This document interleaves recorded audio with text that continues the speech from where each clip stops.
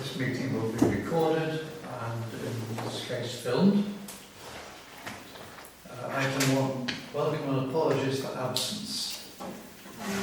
Lewis, Tracy, Tricia, Nick, we are few in number this evening, sadly, particularly for September, which is quite an important month.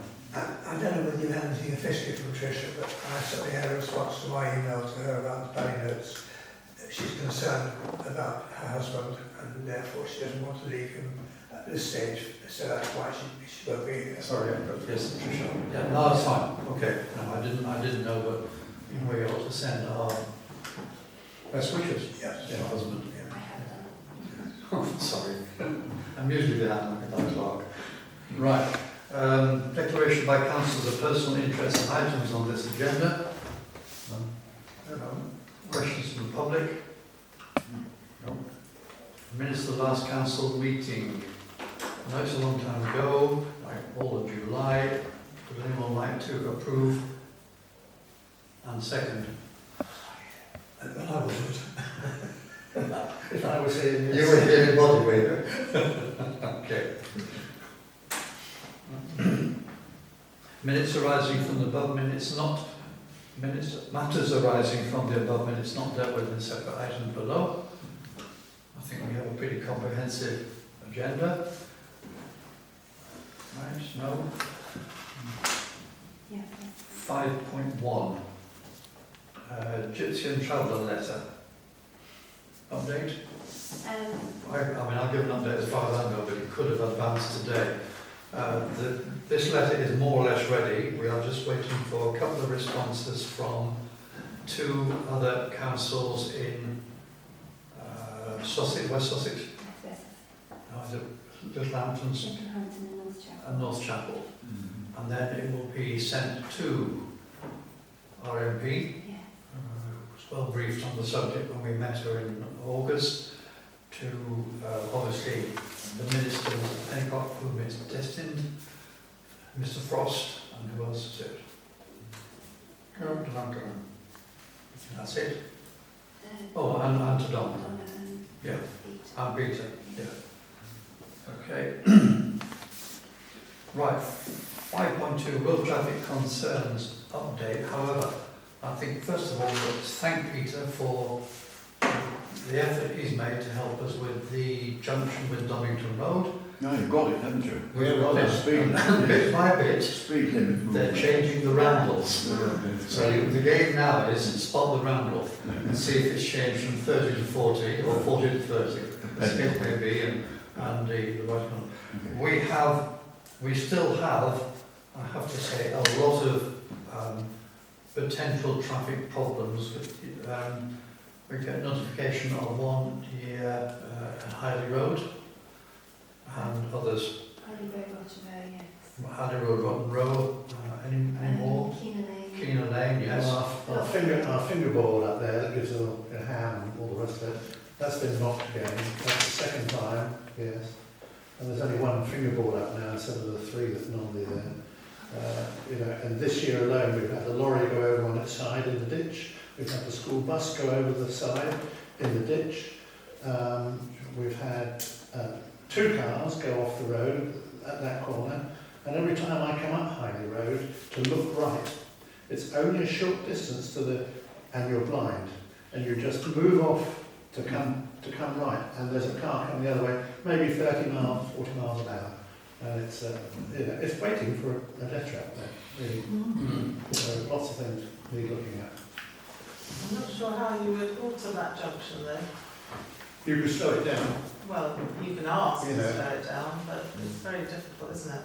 Well, the point You know I what made I in my mean? letter. you know. Nobody takes any notice of speed limits most of the time, unfortunately. So, do I understand you're going to group these things together? I think there will be some discussion. Some discussion. Along with the local residents.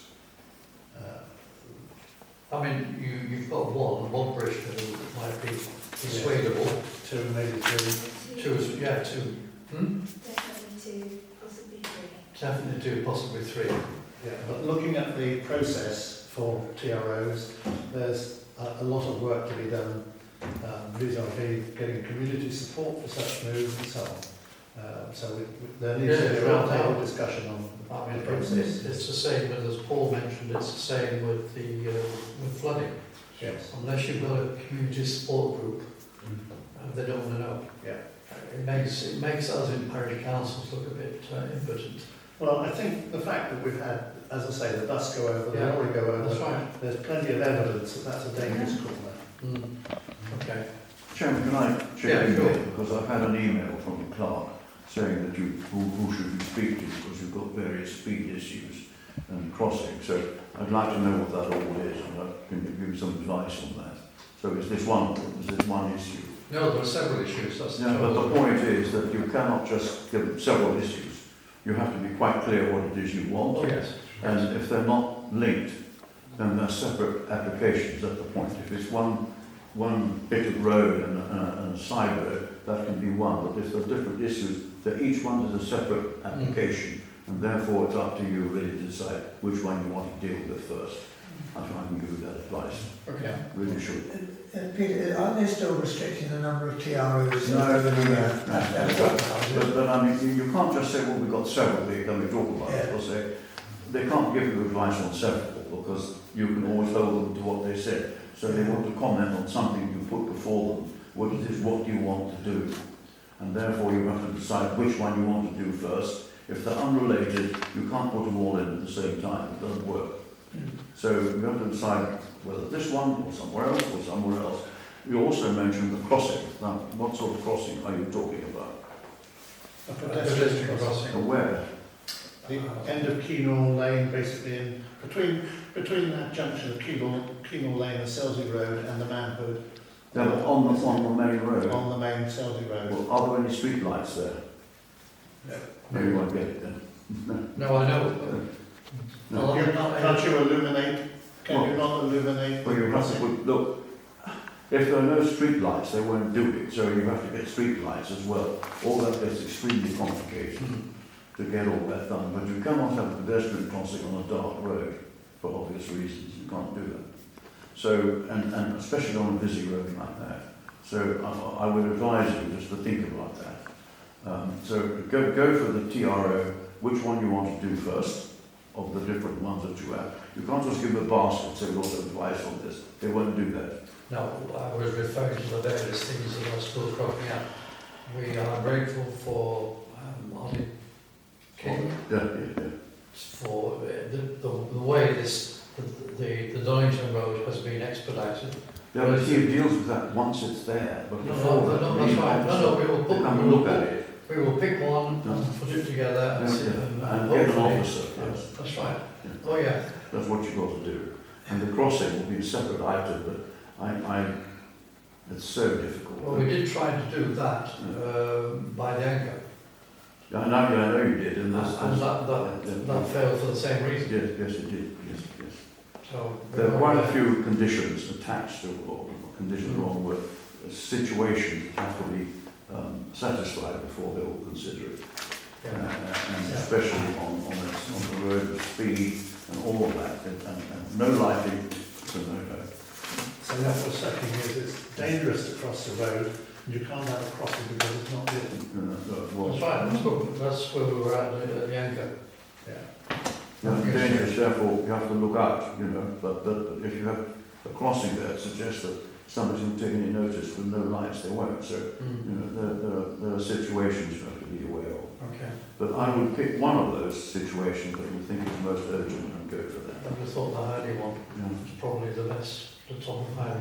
Is that what you want? You want speed limit or what do you want? You have to say what you want. Well, is it going to be a question of redesigning that corner or a local speed limit? I don't know. I think we take it into a committee meeting. Yeah. We'll try and discuss it here. Okay. Yeah. And when you know what you want, contact Mike Dare, he's the one. I've spoken with him, but he said, for heaven's sake, they're going to tell me what they want. Mike Dare, D-A. Or which option will no. D-A-R-E, Dare, Mike Dare. We know Mike, but I saw him yesterday. it's really a question of what is the best option in our view for that particular junction, which is causing us problems. Okay. Yeah, so then I just want to ask, Peter, 10 years ago or thereabouts, we were told they were only going to do about half a dozen TROs per annum per the county. Well, Is that well, there been is still a scrapped? limitation which is really finance limited, but I wouldn't be put off with that because all these things get moderated and they'll get put it in an order Yes, of priority. So exactly. it depends on where you end up. Yeah, Okay. yeah. Moderate is the word they use. I think that's sort of all grading. Okay. Item 6, West Wales County Council, councillor update. You mentioned Sidlesham. I don't know why you mentioned the sewage treatment plant, but That was raised by us to our MP when she came here in August, well, and it's had its rainwater capacity increased, what, about 2 years ago now? And so they so, were putting in some extra holding. well, that's right, it's had its capacity increased. That's happened, has it? Yeah. So, and every time there's rainfall, and there are never any outfalls from Sidlesham anymore. The thing that's really important to us is Pagham Harbour. Yes. Pagham Harbour gets outfalls from two places, Sidlesham, through Broad Rife, and the other one Pagham. in Pagham, which is called Summer Lane. Summer Lane has had a completely new process, entirely new sewage plant, which is now operational, which again holds more floodwater, rainwater, but also the chemical process reduces the chemical content further. And the Pagham condition report is about to be published any minute. I've spoken with the EA lady that's doing it, and they're nearly there. It's not so much a condition report, but it's a series of individual reports. So that's Pagham Harbour, which we're all interested in because of the nature side of it. Yeah. And it also has Breamere Rife going into it. That doesn't amount to much. It's those two sewage plants are really the main question. But Sidlesham, there's not much to say about it, really. No, good. Well, that's excellent. Well, that is progress. So basically what you're saying is there will be very little effluent flowing into Pagham Harbour, That's right, yeah. which is obviously, I think, quite important. And even from both of them, yes. From both of them, yeah. Because it used to be a little bit of dumping around. Well, what does affect Pagham is what comes out of, what's the next place? Bognor Regis, but that's the sea, you go around the corner, but that's all indirect. Mm-hmm. Yeah, good. You got anything, Paul, on that? You want to? There's a sewage outfall in the sea by Bognor. Yeah, as Peter said, there's an awful lot going on with Southern Water about the whole sort of standard of water performance, basically.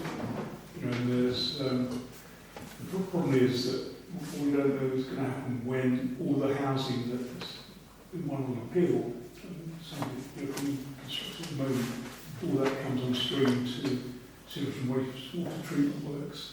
You know, what Southern Water say is that all those applications, they will reinforce the system. But not much has happened actually to the network beyond the wastewater treatment works. And there's been a few sort of nasty things happening with the trunk rising main coming from Braxton wastewater treatment. To the works. Yeah. Well, what affects you less is the situation around Itchen and Burden, when they've done all the sewer lining there. Yeah. And there is the 140 home application there opposite the Burden stores, and they need to reinforce the system, and I keep banging on that, or to tell me what they think they're going to do, but they're not replying yet, because they've got 2 years to do it in. So, but what we don't want is situations happen at Clappers Lane, where eventually, when it's about to be occupied, and they still haven't told you what they're going to do. So the district has said, if you occupy it, we'll slap an injunction on you. So will you please tell us what you're going to do. So at Clappers Lane, they haven't held up the sales at the moment because of that reason. Yeah. So I'm trying to point this out to Redrow, who are dealing with the burning one, but I don't get an answer. I keep going directly to their technical director, who just ignores And me. that will be processed at Sidlesham, presumably. Yes, that's right. Yeah. It will I go don't know when it gets there. It'll go to Pinks Lane, and then from Pinks Lane it goes to Mollington, Yeah. and then on Mollington it goes to Sidlesham, Rising May. Mm. So, they say they need to increase the capacity of that. Where? Pump? Bigger pipe? What are you talking about? I get the answer. Well, it's a prospect assessment, isn't it? Yeah. Yeah, that doesn't sell houses, is it? Yeah. So what they then try and do is to say, well, we'll make a temporary holding tank on site. Someone will say, no, you won't. Once you do that, it becomes permanent. Okay. Well, that sounds like an interesting debate, Peter. Good luck with that one. They're getting quite used to me on that. Okay, And then on the reorganisation, the final document, which is the business case for how County Council sees it should happen. County Council is going to submit a proposal or its ideas for one unitary for the whole of West Sussex. I know that the districts think differently, and we're all entitled to say what we want, but the business case, which is mainly about money and about how well it works, and in the end the Treasury, I think, will decide. So, and we are going to have a County Council meeting on the 23rd of this month, which I still chair, where the County Councillors, we hope, will accept the business case, which officers have been working on very, very hard for weeks and months, about 90 pages of it. Accept that, and then it has to go to the Cabinet the same day, and then it has to be submitted before the end of that week, that's when it closes. And the districts and boroughs, of which there are 7 in West Sussex, are all doing the same. And Brighton are overdoing it, and East Sussex all doing it at the same time. And so all of that will come together. The government, the department, and the minister in charge has been sacked, so we know what it's going to be doing. Mr. McMahon's gone, including the Secretary of State, she's also gone. So we assume that the whole thing will stay the same, but maybe that won't change. That won't change. But so they will then, the government will then issue, not us, the government will then issue a consultation in about October, November time on whatever they want to ask, we don't know, it's them, it's not us. And then there will be eventually a decision from the government, not from us, by about March of next year, what they want it to be, the local government reorganisation. And from that will flow a number of other things, like how many divisions will there be, how many, not county councils, unitary councils there are going to be, and so the election for that will not be until 27. So a number of things will flow from it that won't all be answered in the first months, in the spring, early spring of next year. So that's where it is. And the devolution is going alongside that, so that's running slightly behind it. But the election for the mayor, you're probably aware, is in May of next year, May 26. So the different groups and parties are at the moment sorting out who their preferred candidates are, which is largely, I think, along party lines. But that election will be in May of next year. Okay. So the fully operational combined mayoral authority will not start to operate until May of 28.